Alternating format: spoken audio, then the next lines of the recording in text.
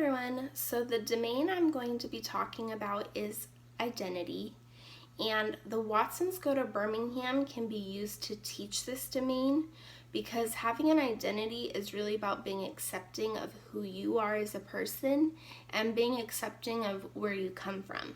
So one of the teaching standards for identity for grades 3 through 5 is I know and like who I am and can talk about my family and myself and describe our various group identities. So in the book, Kenny talks a lot about his family and himself.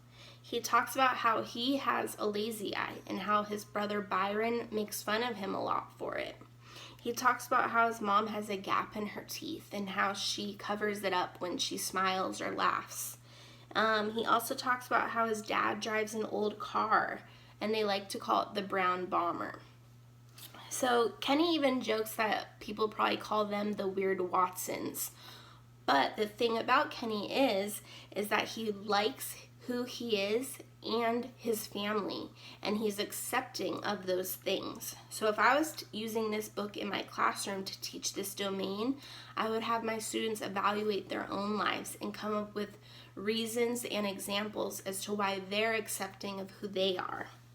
Another teaching standard for identity is I can feel good about my identity without making someone else feel badly about who they are. So the example that comes to mind for this is Kenny making his new friend named Rufus.